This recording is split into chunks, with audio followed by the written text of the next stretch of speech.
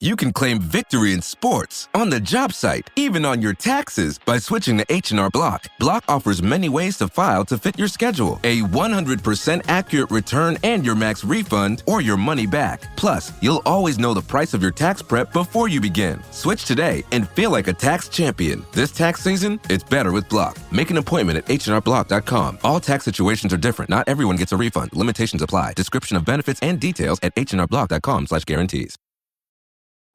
This episode is brought to you by Progressive. Most of you aren't just listening right now, you're driving, cleaning, and even exercising. But what if you could be saving money by switching to Progressive? Drivers who save by switching save nearly $750 on average, and auto customers qualify for an average of 7 discounts. Multitask right now. Quote today at Progressive.com. Progressive Casualty Insurance Company and Affiliates. National average 12-month savings of $744 by new customers surveyed who saved with Progressive between June 2022 and May 2023. Potential savings will vary. Discounts not available in all states and situations. If you went on a road trip and you didn't stop for a Big Mac or drop a crispy fry between the car seats or use your McDonald's bag as a placemat, then that wasn't a road trip. It was just a really long drive. Ba-da-ba-ba-ba. At participating McDonald's. This episode is brought to you by Azo.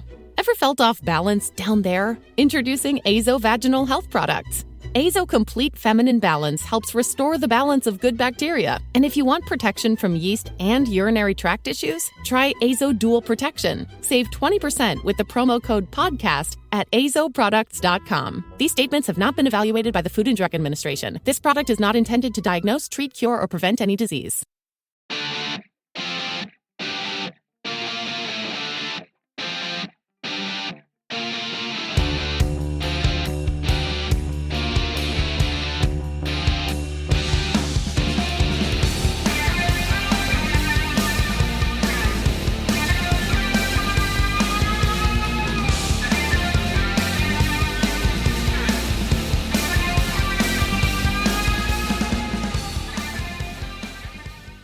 Hello, everyone, and welcome back to another edition of the Penscast Mailbag. I am your host, Garrett Bahana.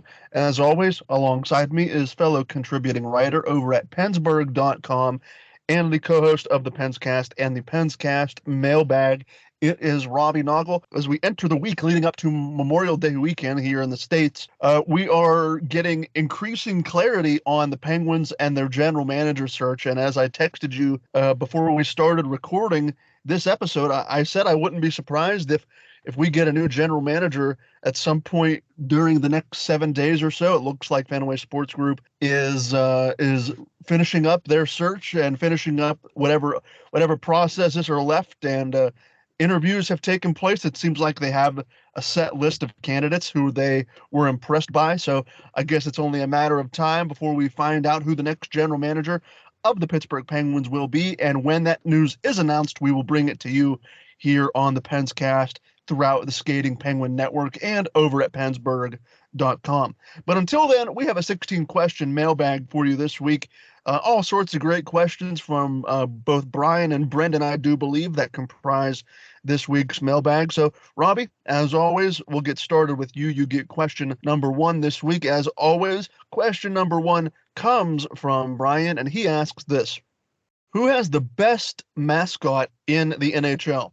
And who do you think has the best color scheme in the league as well? Brian votes for Iceberg as the best overall mascot. Brian says, the guy is a legend, and what other mascot can say he was in a movie? Seattle is Brian's vote for the best color combination. So, Robbie, I'll hand it over to you. Do you have any hot takes on league mascots and or color combos throughout the NHL? The bias in me says Iceberg definitely is a top at least 3 mascot in the NHL. I think at least between the Pirates and the Penguins, very elite mascot game going on with Pirate Parrot and Iceberg. People might not like me for this, but I got to throw Gritty in that mix as well, just because it's just so much about Gritty is so much just pure Philadelphia. And I mean, he's fun. He's maybe the one fun thing that we can point to the Flyers and say, this is great. One that's really grown on me has been the Gila monster or lizard in Vegas. It just kind of fits the overall theme of, I mean, Vegas is a desert. The colors fit in well. It's one that's really grown on me over the years since Vegas has been in existence. So I throw them in there as well. Yuppie in Montreal because it's a tie-in to the Expos. He's basically just the Expos' old mascot. And they kind of adopted him when the Expos left town. And it's a great homage to the baseball history in that city and being a baseball fan. It's a really nice touch that the Canadians do. And Yuppie, if you're a baseball fan, is someone that, or a mascot that definitely is recognizable. So Iceberg is definitely in that conversation. Been around forever, a very major part in the Jean Van Damme classic Sudden Death, which obviously very well known in Pittsburgh, being filmed at the old Mellon Arena. As for colors, Seattle's definitely a good one. Seattle's kind of gone with the theme of that Pacific Northwest kind of color scheme. They kind of fit in with the Seahawks and the Mariners. They kind of a Pittsburgh vibe to it with the colors all matching across teams. A big fan of I might be in the minority on this one, but a big fan of the Dallas Stars kind of Kelly green look. I think it's a really solid color combination with the black and the white and the silver, the green. I just think it works really well. Always kind of been a fan of the Panthers, kind of getting a sunshine feel with the red and the white and the yellow, kind of bringing those colors together. If Anaheim would just do the right thing and go back to the Mighty Ducks uniforms, they would obviously be a great color combination. And I think you got to give San Jose a nod there too. The teal, I'm a big teal fan, and they make teal work in about the best way. So yeah, any of those franchises have really good color schemes. Obviously, the black and yellow of Pittsburgh is a classic as well, but there's a lot of great color schemes across the league. Question number 2 comes from Brian. So we already know of major changes going on in Toronto with the front office change, but say there are major changes made in Toronto with the players. Who do you think gets moved? And Brian said he'd welcome Alex Nylander's big brother to Pittsburgh with open arms, that, of course, being William Nylander. I am watching from afar the dysfunction of the Toronto Maple Leafs after getting into the second round for the first time in 19 years. And now, like Robbie alluded to, longtime general manager Kyle Dubas, who had been with the organization since 2014, has been relieved of his duties. And as such, that indirectly impacts the Pittsburgh Penguins and their quest for a new general manager. They asked permission from the Maple Leafs to interview Kyle Dubas. And we are still very much in the dark about what Kyle Dubas's plans are moving forward. He did say in his end of season press conference before he was let go that it was either going to be Toronto or nowhere else. And we don't know exactly yet where the Penguins are in relation to their efforts to try and see what Kyle Dubas's plan is. But going back to the original question and what's happening in Toronto, it is just fascinating to see a team like that with so much star power finally get over the hump and exercise their demons, get into the second round. You'd think that would be a big monumentous occasion, and then the Florida Panthers come in and sort of throw that entire franchise into disarray.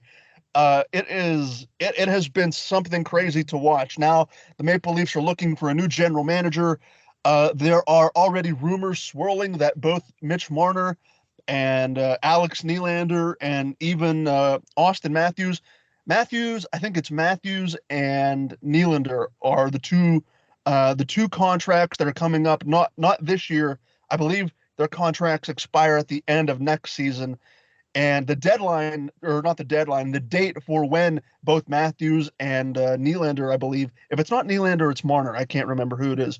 But either way, Austin Matthews' contract expires at the end of next season, and there are already rumors floating around that is Austin Matthews happy in Toronto with this front office dysfunction? You know, will he want to leave Toronto, come back into the States? It has... After what was jubilation and celebration throughout Toronto after beating the Tampa Bay Lightning and getting into the second round immediately turns into dysfunction.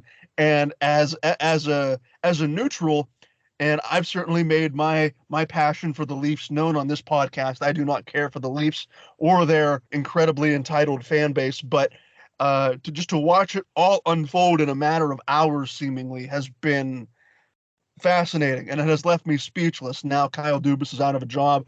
What happens with the rest of that team? What happens with Tavares, Nylander, Marner, Matthews, all of the big name players who could not get past the first round, and in this case could not get past the second round.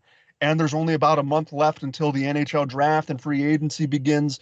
So a lot of decisions are going to have to be made very quickly in Toronto. It is just going to be a whirlwind month plus until the draft and free agency.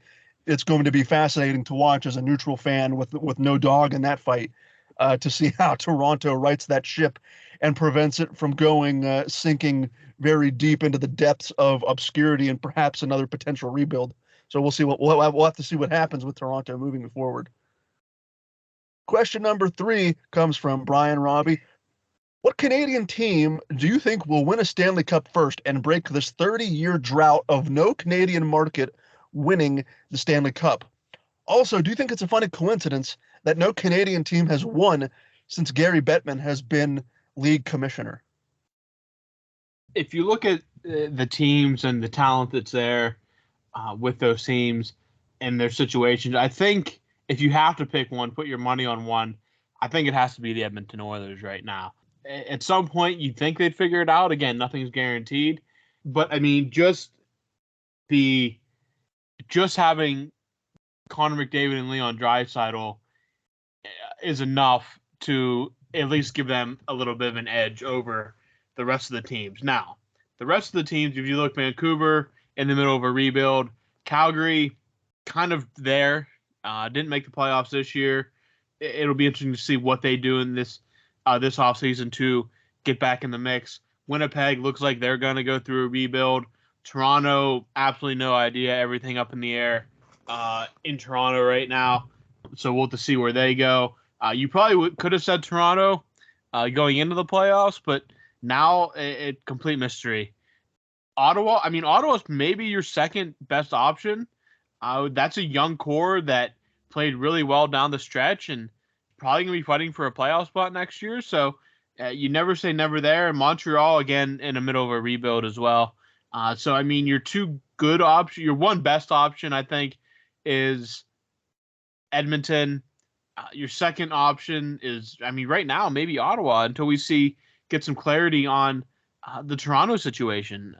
But the other teams are kind of either rebuilding or just mid, like a Calgary or a Winnipeg, but a Winnipeg's going to go through a rebuild. So if I had to pick, Edmonton would be my number one. Ottawa would probably be my number 2 right now, as most likely to break the Canadian Cup drought. None have won under Gary Bettman, which, hey, the odds are always going to be in the American team's favor because they have more of them. And it's not just 6 or 12 teams anymore, and all the power can't concentrate north of the border. So, yeah, I'd say Edmonton 1, Ottawa a distant second at the moment, and then we'll have to see how everything else shakes out with the remaining Canadian teams. Brian, coming in with question number 4.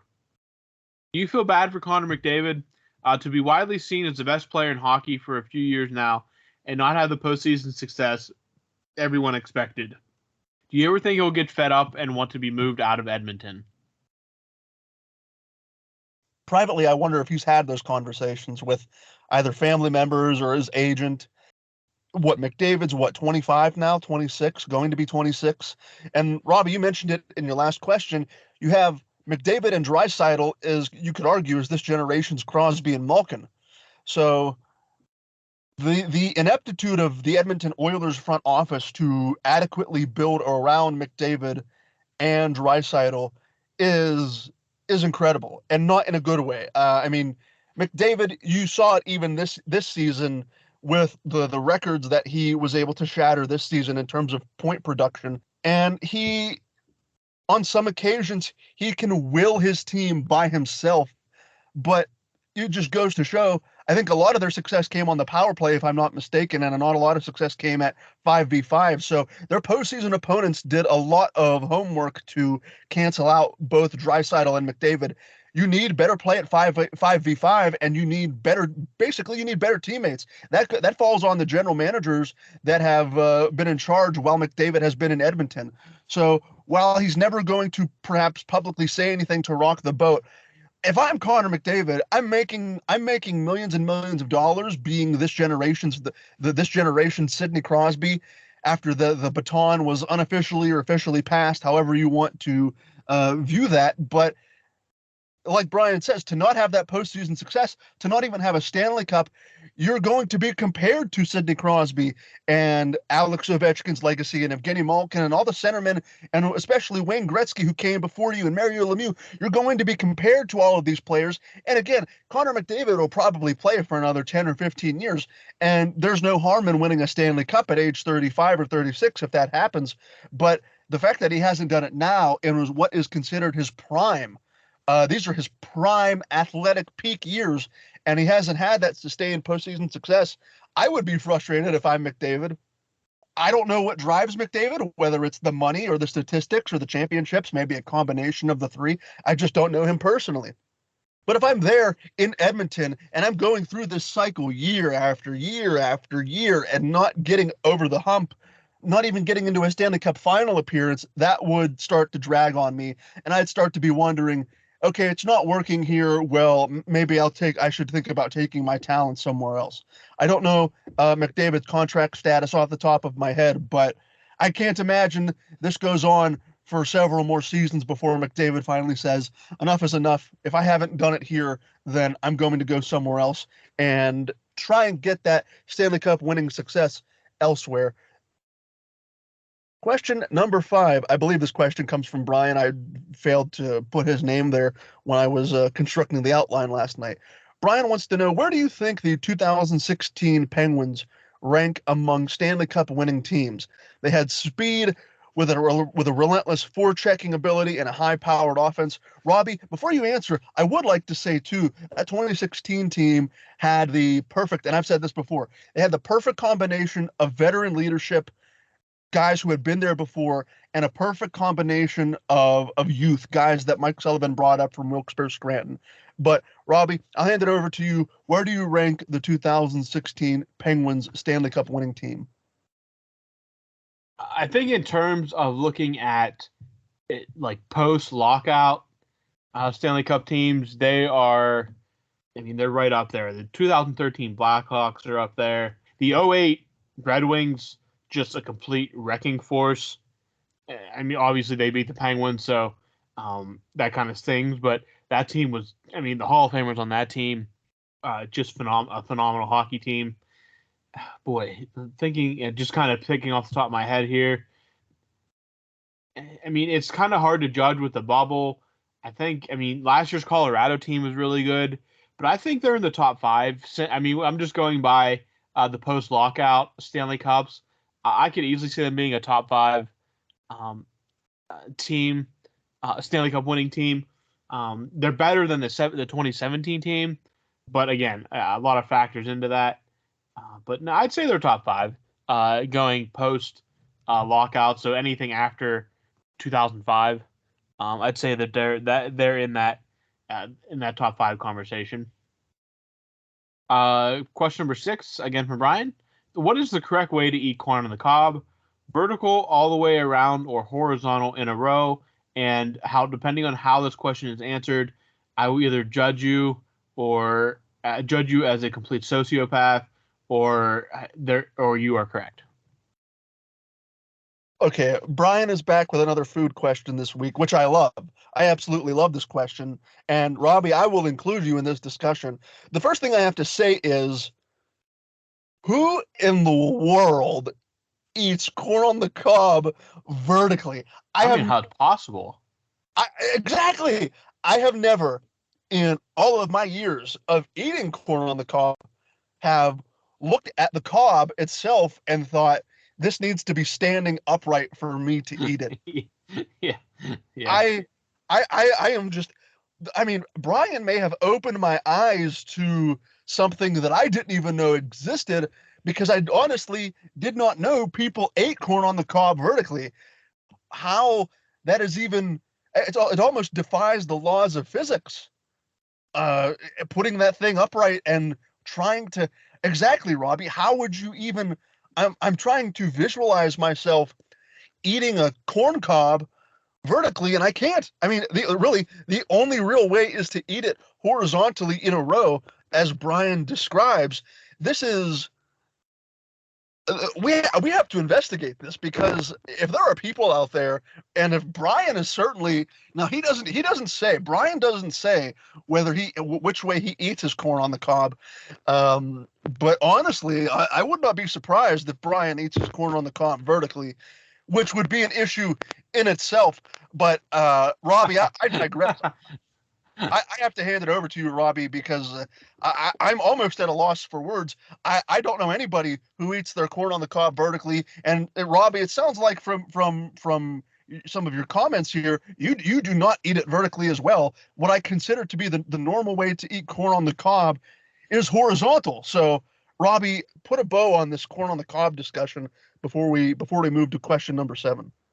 So my thinking, what he means by vertical is the corn is laying horizontally and you twist it vertically like it's rotating like a rotisserie chicken, and you're eating in a circle as you move it around, which again, you're a sociopath, but it can logically happen.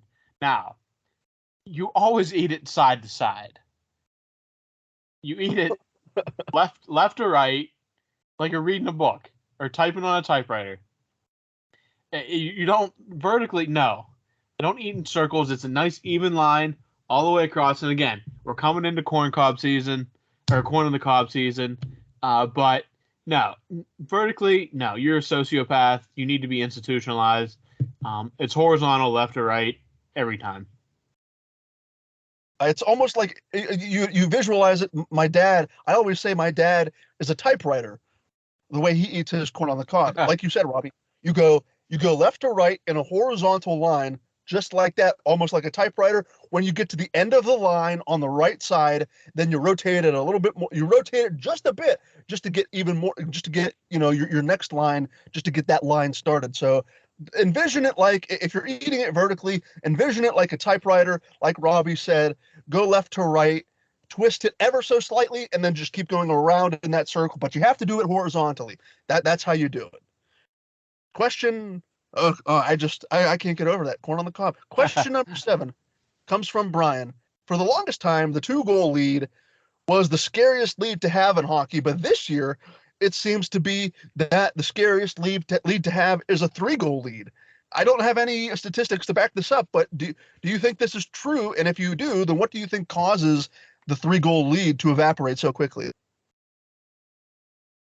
I just think it's such a quick momentum change. I mean, it depends on when the goal comes. Like if you go up 4-1, 3-0, whatever, when that first of the 3 goals come, when's that next goal come? If it comes right after you make it a 3-goal lead, then it's basically just a 2-goal lead with maybe a minute off the clock. But I mean, if you extend it and you're looking at a half period or a period, then it's a different story. But yeah, it seems like 3-goal leads anymore. I don't know if it's just a mentality of, because it's not just obviously we know the Penguins blew a bunch of leads this year, but it's not something that is just like attributable to one team. It seems like this is just something that is becoming more and more common. A 2-goal lead anymore almost feels like it's not even a lead at all sometimes. Obviously, the more goals you're in front, the better you're going to feel.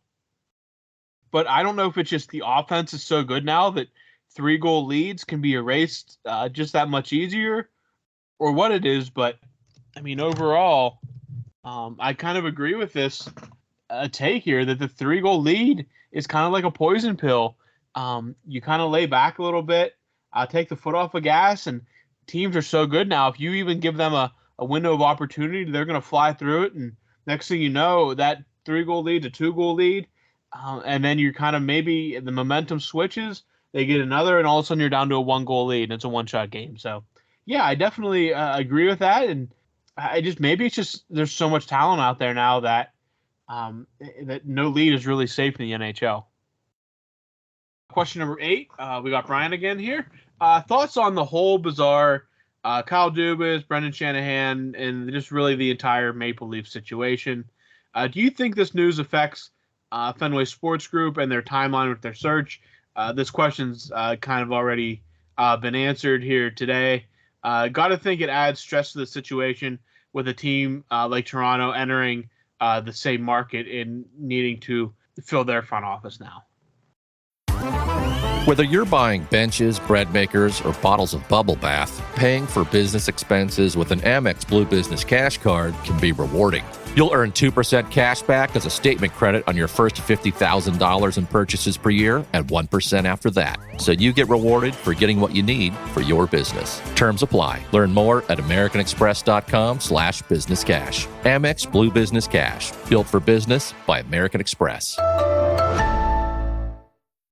You can claim victory in sports, on the job site, even on your taxes by switching to H&R Block. Block offers many ways to file to fit your schedule. A 100% accurate return and your max refund or your money back. Plus, you'll always know the price of your tax prep before you begin. Switch today and feel like a tax champion. This tax season, it's better with Block. Make an appointment at hnrblock.com. All tax situations are different. Not everyone gets a refund. Limitations apply. Description of benefits and details at hnrblock.com/guarantees.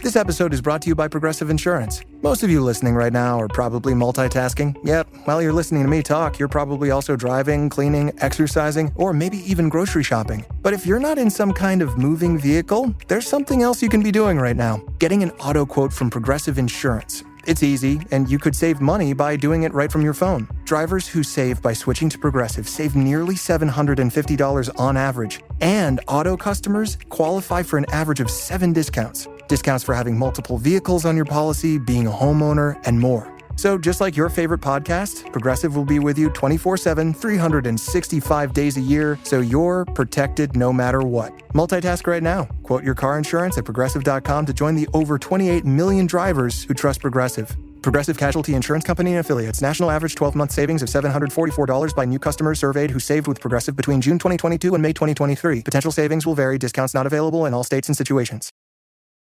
Yeah, like you said, Robbie, this was kind of addressed at the top of the show, but nonetheless, I'll have an abbreviated version here. Yeah, this is, I mentioned the dysfunction of the Maple Leafs, and again, 5 weeks is not a lot of time in any circumstance to do anything.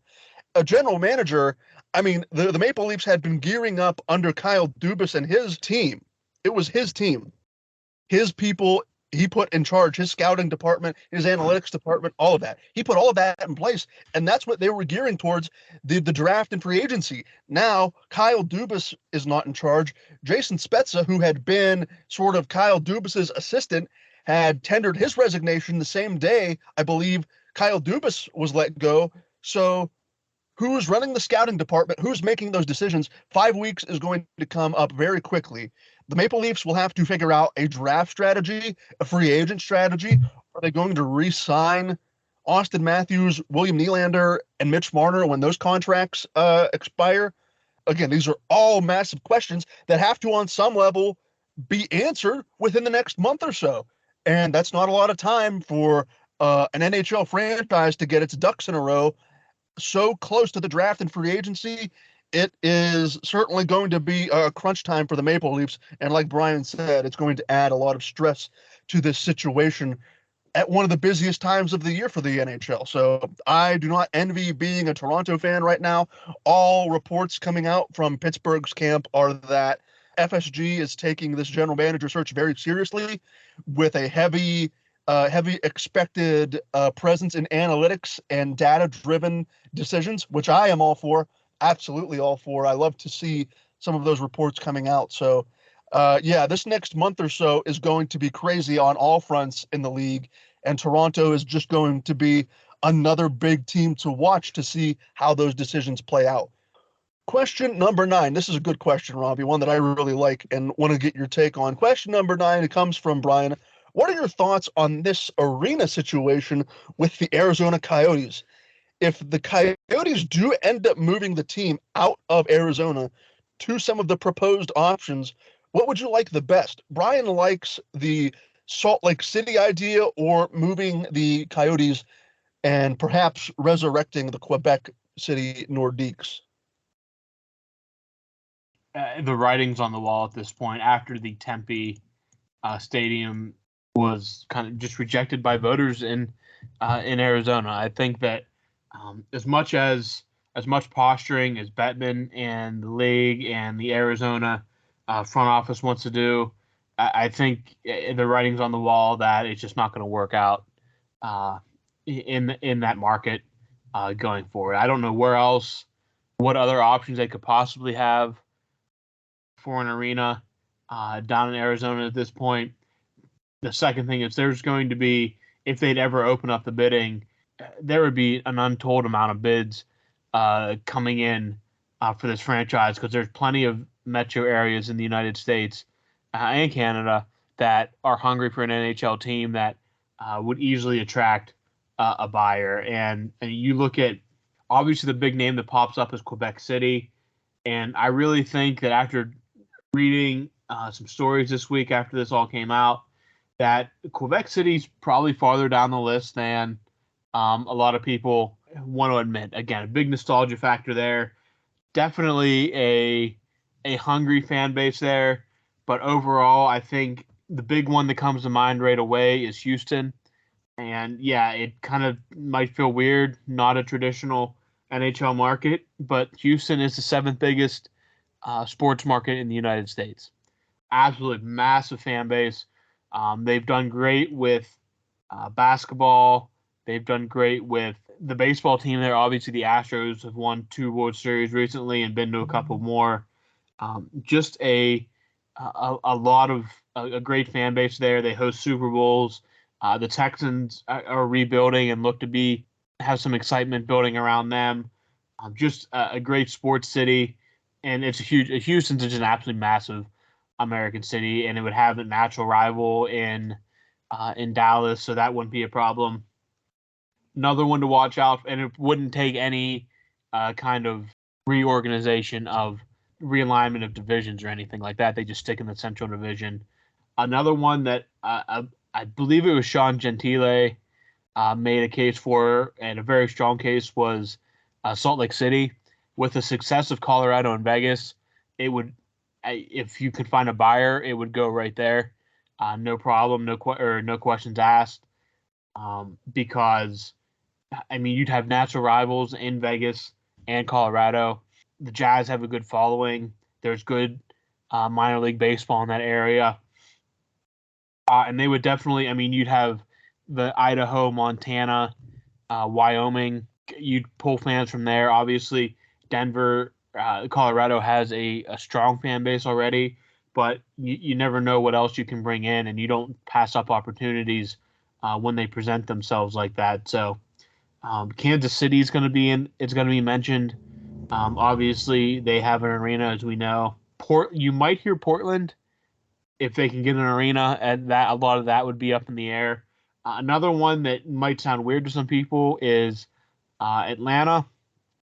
But hey, Atlanta is a massive market. I know it hasn't worked in the past, but Gary Bettman's not going to say no when the paycheck comes in. So Atlanta, I think they're a little farther off. They would also require some realignment in a way with going out east, but I like the Houston and Salt Lake City ideas. Houston, obviously, just a huge money draw, huge market. I believe they have an arena, at least. They used to have, I don't know if they still have, the AHL team down there. So again, there is a hockey foundation there, even if it's not a traditional market. And I think number 2, sitting there, Salt Lake City, would be dying for one. And hockey's worked in that part of the country, and there's no reason I can't see it working in Salt Lake City. Question number 10 from Brian, going back to music here for Garrett. How was the Blink-182 concert? That's one show I wish I could have gotten tickets for. It was, the show was everything I thought it was and more. Very rarely does the anticipation outdo or outweigh the actual event, that whatever you're counting down to. Very rarely does the anticipation outdo the event itself, but I had the time of my life. It was fantastic. It was a great 90-minute set. I was there with my sister and my brother-in-law. We went, all three of us. I got us floor seats, so we were up close to the action. I saw a couple of other people there that I knew from school and through just mutual friends and acquaintances that I saw at the concert as well. So it was an absolute blast. They sounded great for, this being the reunion of the main trio for the first time in about a decade. They absolutely sounded great, perhaps even better than the first time they reunited back in 2009, before they dropped the Neighborhoods album. So this was everything I wanted it to be. It was fantastic. And now I'm looking forward to the studio album that they're going to drop probably sometime before the end of the year. So that's just another thing to look forward to, another thing to start counting down to. I think the album is finished. I think they just have to perhaps put some more polish on it, and then I wouldn't be surprised if we start getting a couple of lead singles leading up to the release date before the end of the year, whenever that is. But yeah, the concert was fantastic. Had a great time with my sister and brother-in-law. 15 out of 10 would definitely recommend if you haven't seen Blink-182 in concert. Question number 11. We're switching it up now. We're going to Brenden. And Robbie, here is a hypothetical trade involving Connor Hellebuyck. What are your thoughts on a conditional 2024 first-round pick? The condition is Hellebuyck resigns or it becomes a second-round pick, plus a third-round pick for Connor Hellebuyck, a 2024 fourth-round pick, plus Joel Blomqvist, or another goalie prospect that the Penguins have for trade. Who says no to this deal? So let's examine this, Robbie. It looks like a conditional first-round pick in 2024, Hellebuyck and a fourth for a conditional 2024 first, and Joel Blomqvist, it looks like, or another goalie prospect. So if I got that right, Robbie, what do you make of this hypothetical trade to acquire Winnipeg Jets goaltender Connor Hellebuyck? I think it's a fair, at least, starting place. I don't know if Winnipeg, again, we don't know what Hellebuck's full plan is. Obviously, he said he doesn't want to be a part of a rebuild, which makes everyone lean toward he's probably going to leave Winnipeg because they look like they're heading for a rebuild. But if a guy like Hellebuyck comes available, I'm willing to put about anything on the table under the condition that he resigns. Again, not super hype about necessarily giving a first for 1 year Hellebuyck, but if he wants to resign for 4 or 5 years, then yeah, I'm cool with putting on a first round pick on the table there because he's that good. If you can get away with not giving up like a Blomqvist, I think you try that. Again, though, the goaltender from Russia they drafted last year, again, information out of the KHL can be spotty, but he looks like he could be a very significant prospect in the Penguin system. So if you think that's going to play out that way, maybe you're okay with moving Blomqvist. But, I mean, he just came over to the United States. Joel Blomqvist just got his first taste of North American hockey. If you can avoid maybe giving that up, then I'd rather give up another pick, I think, than Blomqvist. But that's just me. But I think it's a good starting place. But I'm definitely attaching some conditions to a first round pick on the basis that Connor Hellebuyck does resign in Pittsburgh because that's too high of a price to pay for a 1 year rental. Brenden with question number 12. If it's Dallas versus Carolina in the Stanley Cup final, should they be forced to wear their original location uniforms in the final, a la the Hartford Whalers versus Minnesota North Stars? If you're a fan of nostalgia, and judging by the questions we get in this mailbag quite frequently, I have a feeling a lot of the question askers do enjoy their 90s nostalgia, myself included, even though I was born in 98, so I was born at the tail end of the decade. But if it is Dallas and Carolina, it would be fun. It's not going to happen, but it would be fun. Yeah, absolutely. A sort of nod to both the organizations past between the North Stars and the Whalers being obviously the Hurricanes, and the North Stars forming into what are now the Dallas Stars. So yeah, absolutely, it would be a nice fun nod, but I don't see it happening. Those kinds of things are typically set for your middle of the season Western Conference, Eastern Conference matchup, just to do like a heritage night or a 90s night. The optics of it, they wouldn't be terrible, but like you'd be tuning in, and the NHL wants to attract new fans, and you'd be looking at Whalers and North Stars, and you'd go to Google it and you'd see the Whalers are in Hartford, Connecticut, the North Stars are in Minnesota, and these two teams are Carolina and Dallas. It's a fun idea, absolutely, but one that I don't think would take center stage on something like the Stanley Cup final. But I love the enthusiasm and the nostalgia for the 90s nonetheless. Question number 13, Robbie. We're looking at hypothetical free agents here. Brenden wants to know, do you have any potential left-handed defensemen who could be hitting the open market to perhaps fill the void left by Brian Dumoulin? So, Robbie, I'll hand it over to you. What are your thoughts on the Penguins' left-handed defense situation? So much of what the answer to these type of questions is really the game plan is going to be from the new front office regime incoming, whenever that is. So a lot of that, who are they going to who fits the system that they want? Again, we pretty much know that they're going to be analytics based. So you're going to look at guys that and not necessarily be a big name player, a guy that fits what they want to do, that has the good underlying, that can play hockey. That's kind of how, to use an example, because his name's been in the mix, that's kind of what Carolina's done. They found that talent in places that are not necessarily the normal route to go. So if it's a guy like Tulsky, if you look at what Carolina's done, look at some of their targets. If it's a guy like Dubas, look at if it's a guy like Dubas, maybe Morgan Riley wants to come to Pittsburgh. Again, yeah. So much of this is going to depend on what the plan for the new front office is to reshape this team and how they can find the money to make it work. So I don't know enough about Ryan Graves to really say what a fair price would be if the Penguins would to make a trade for him. But I think overall, so much of this question depends on the game plan from the new front office and how they plan on addressing the needs of the team. Question number 14, again from Brenden. What do you think of Max Domi at a hypothetical price of $4 million over 3 years? And do you think he'd sign a contract like that? Do you think he could be a replacement for Zucker or even a third-line center?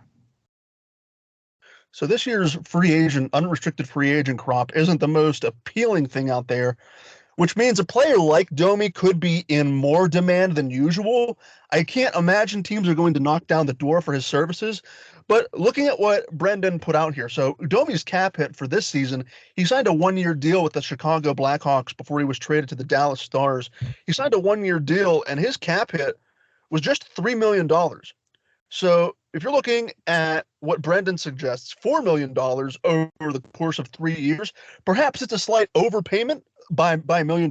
If you're really being careful about where you're spreading your salary cap dollars, perhaps you look at that as an overpayment. I like the 3-year term length. I think that's pretty reasonable.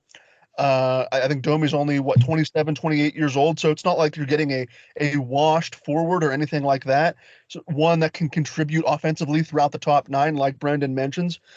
He could play center or wing, so perhaps he could be either your next third line center or a replacement for Jason Zucker if Zucker departs via free agency. $4 million, it's tough. I think it's just a bit of an overpayment. Maybe I would go, if I really wanted him, maybe I would go 3.5 over 3 years, 3.5 million for 3 seasons. I don't know. I mean, $1 million doesn't seem like a lot, but when you're the Penguins, have guys coming, you have guys that you may want to lock up yourselves from your own roster. They have about $20 million in salary cap space to work with. You're looking at Tristan Jarry, Jason Zucker.